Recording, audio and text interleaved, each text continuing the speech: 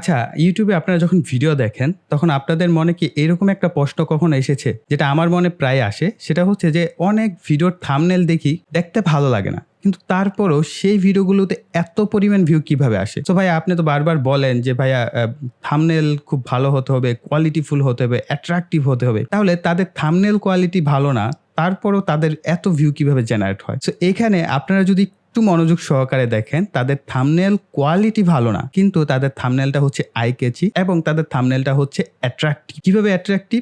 আপনি দেখবেন তার থাম্বনেলে খুব বেশি কিছু যদি নাও থাকে, কোনো কোয়ালিটি না থাকে, তার ফেইসের একটা এক্সপ্রেশন তারা শেয়ার করেছে যে সে খুব স্যাড বা সে খুব বিপদে আছে, সে খুব কান্না করছে। এই ধরনের এক্সপ্রেশনের একটা পিকচার থাকে সে থাম্বনেলে, এবং পাশাপাশি ওই থাম্বনেলে কিন্তু আপনারা একটা জিনিস দেখতে পাবেন, লেখাটা খুব বড় করে থাকে। অর্থাৎ ওই লেখাটা এরকমভাবে আপনাকে আকর্ষণ করে, ধরেন সাদার মধ্যে যদি লাল একটা লেখা খুব বড় করে থাকে এবং সেখানে একটা আপনার প্রশ্ন তৈরি করে দেয়, আপনার ওই থাম্বনেলে যে কিওয়ার্ডটা লেখা হয়েছে সেটা হচ্ছে আপনাকে আকর্ষণ করে যে আসলে ভিডিওতে ভিউ আসছে না, বা এই ধরনের একটা অ্যাট্রাকশন তৈরি করে, ধরেন একটা প্রশ্নবোধক চিহ্ন আপনার মনের ভিতরে তৈরি করে। এই থাম্বনেলে এই লেখাটা, আচ্ছা এই ব্যক্তি ভাবে কান্না করছে, আচ্ছা আমি ছবিতে ক্লিক করি। সো আপনি কিন্তু নিজের অজান্তে সেই ভিডিওগুলোতে ক্লিক করছেন এবং ভিডিওগুলি দেখছেন।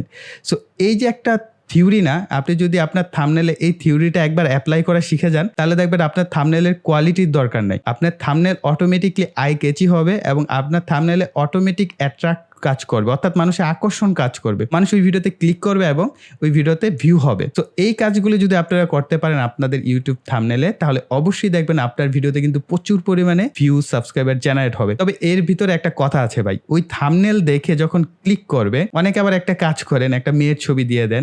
সো এগুলোকে কিন্তু আবার ক্লিক বেট করা বলে।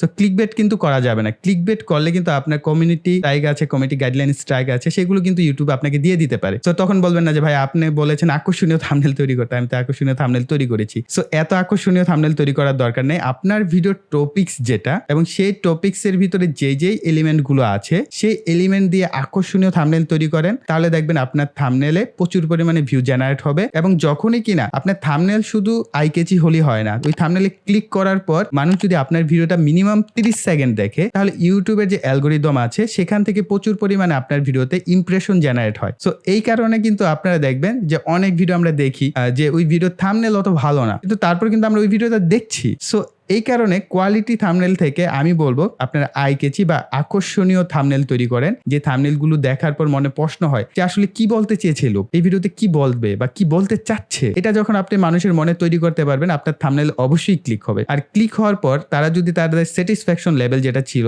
সেই অনুযায়ী আপনার ভিডিওতে সেই কন্টেন্টগুলো পায়, তাহলে কিন্তু তারা আপনার ভিডিওটা দেখবে, এবং যখন কিনা আপনার ভিডিও দেখার পর তারা স্যাটিসফাই হবে, আপনার চ্যানেলটাকে সাবস্ক্রাইব করবে। So thumbnail most important.